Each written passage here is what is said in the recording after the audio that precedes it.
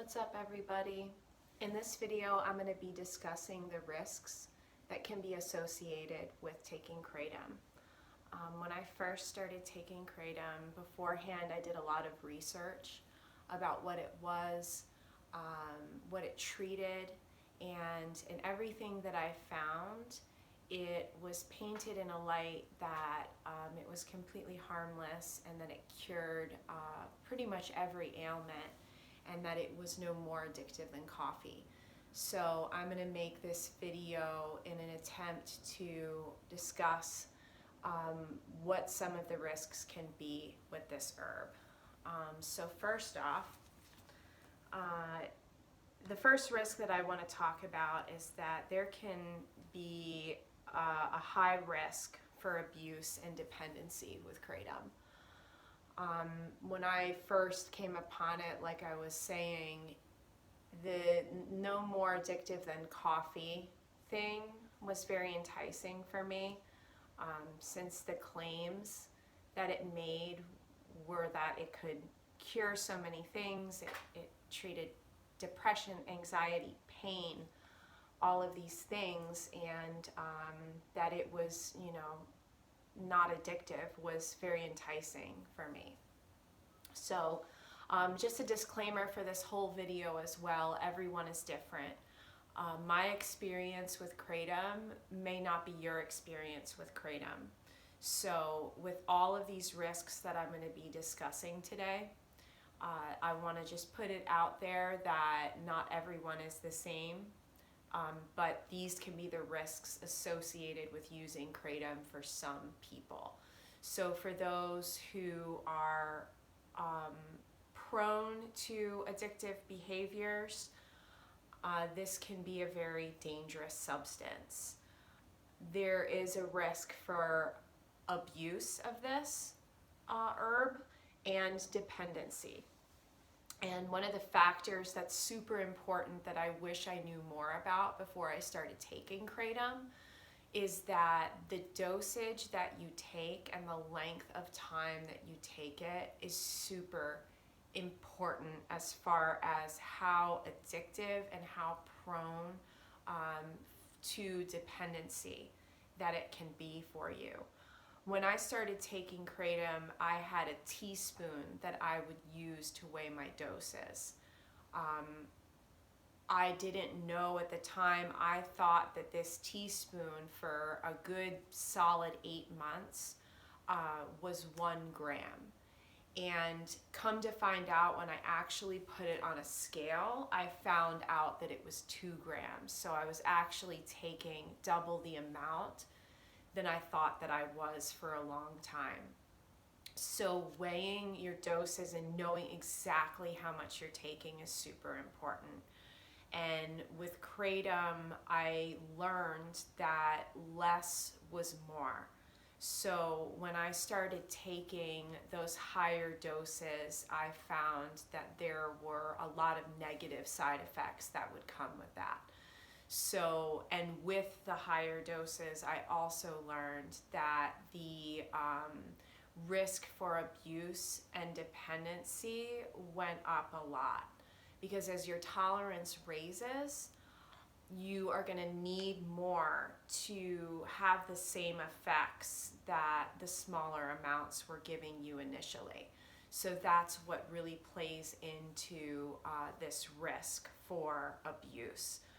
As with anything, any other substance, if it's taken responsibly, there isn't as high of a risk for abuse or dependency. But for some of us, given whatever the circumstances may be, there can be a high risk for this. So the next risk that I want to discuss is for those with underlying mental illnesses like depression, anxiety, PTSD, social anxiety. Kratom can make all of this worse. In the beginning, it really helped me with all of those things, but as my addiction went on and my dependency to Kratom went on, it made all of these things so much worse. I was dealing with grief from the loss of two family members, and that was a big part of why I wanted to try Kratom, was to medicate that. So I found that by using Kratom initially, it did, because of the euphoria that Kratom produces, it did make me feel better at first.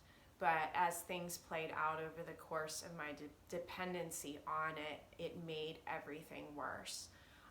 Trauma is also something I mentioned, PTSD, but if there's any underlying trauma, I found in my personal experience that Kratom really made everything worse with PTSD symptoms. So that's something that is a risk that should be known about.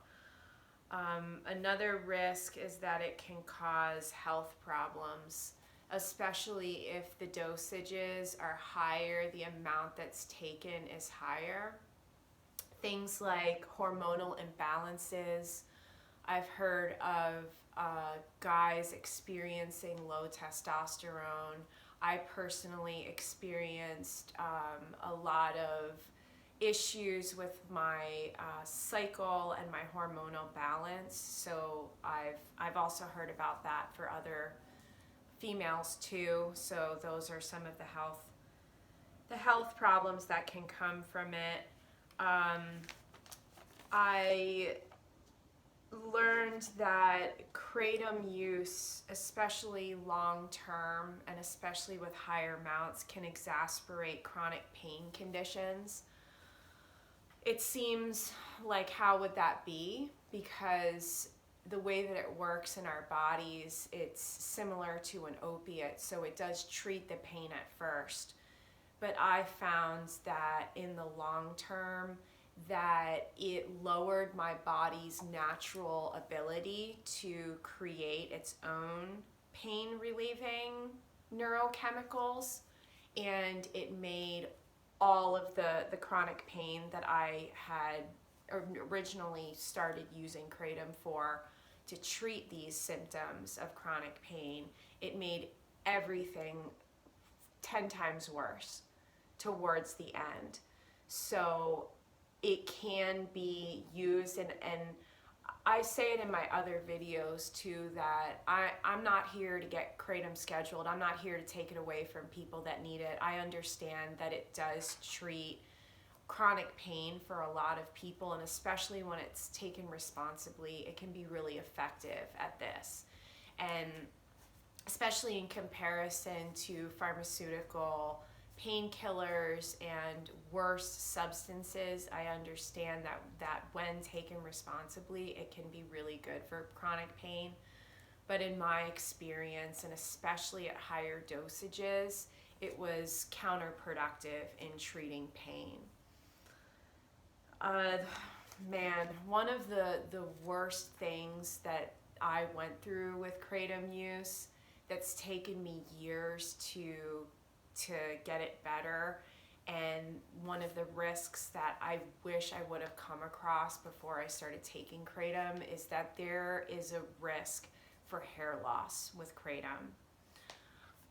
I didn't want to believe it, especially because when I first started taking Kratom and it was working well and it was treating the symptoms that I had, it would have been horrible to know this. It would have probably deterred me from taking Kratom. But hair loss is a very real thing with Kratom use. And again, when you start getting into those higher amounts and you're on it for a prolonged amount of time, I lost more than half of my hair. And it's been 2 years and 8 months since I've quit, and I am so thankful, and it's been a long road to get it back to being healthy and shiny. It's taken a lot of time, a lot of money, but Kratom hair loss from Kratom is a very real thing.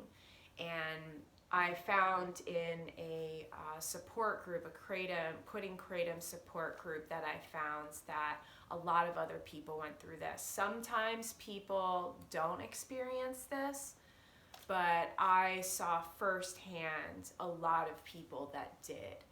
And what happened for me was not only did I lose a lot of hair, but the hair that I did have was extremely unhealthy. It got very dry, very brittle, very prone to breakage. And I naturally have very dark hair, but when I got especially into, because I was on Kratom for a total of 3 years, the last of which was a long taper, the last year was. And during that time, like my hair literally like lost not only like its life and like its shine, but my hair like lightened up to this really washed out brassy color. So it does something to hair health for some people, and that's a risk that I want to communicate. It also, unfortunately, can cause premature aging, especially if you're a little bit older like me. I'm pretty much 40 years old, and maybe if you're younger, this won't be as much of a risk, but for me, I noticed that it made my skin age so much. And it also, over these past 3 years, has improved leaps and bounds. But when I was taking it, possibly in part to the dehydration that I experienced, because I don't know about you if you're taking Kratom or if you took it before, but for me, there was no amount of water that I could drink that would hydrate me when I was on Kratom.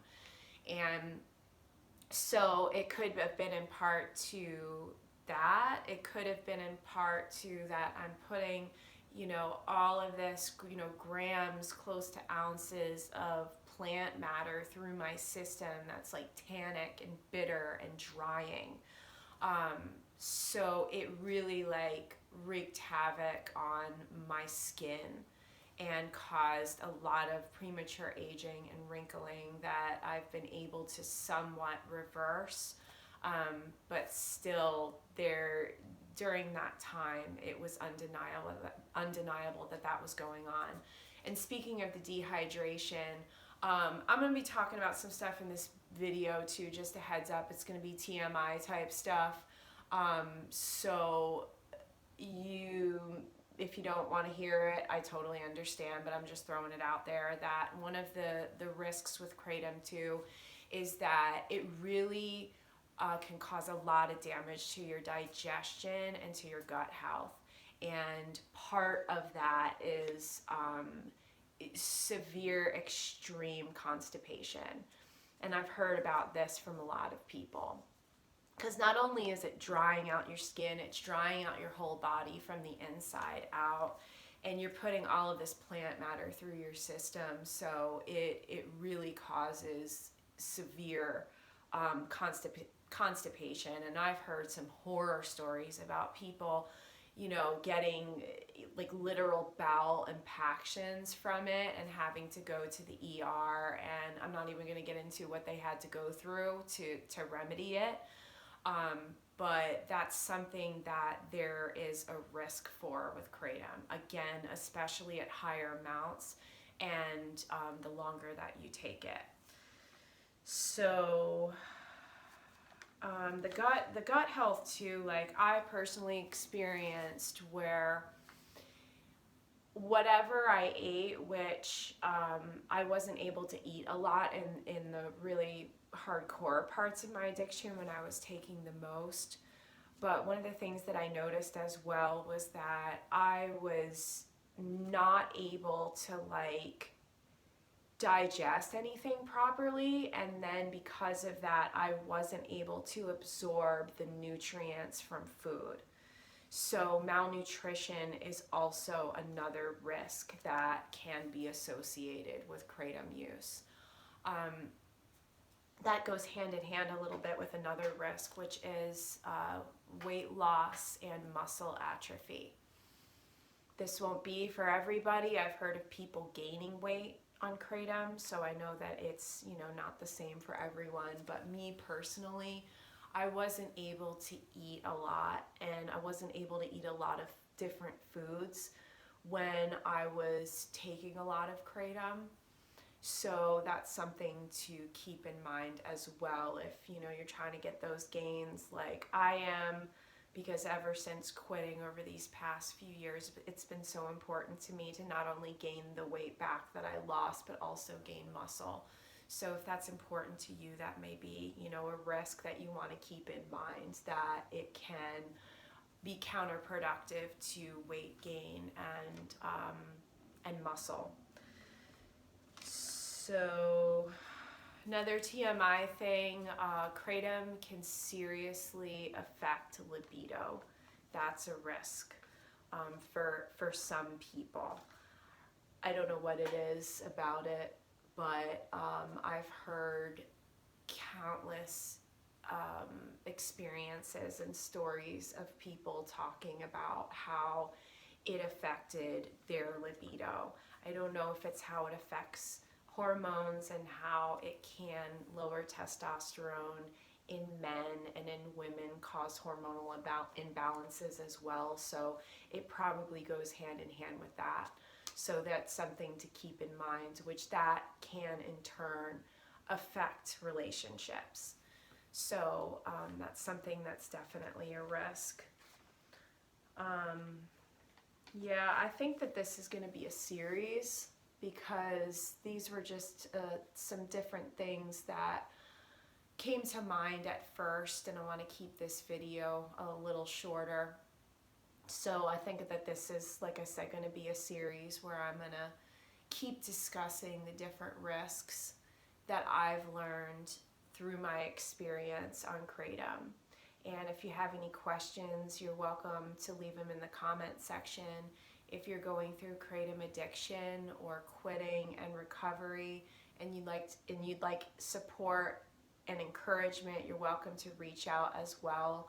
I put my email in the description a lot of times. So thank you for watching, and I'll see you in the next video.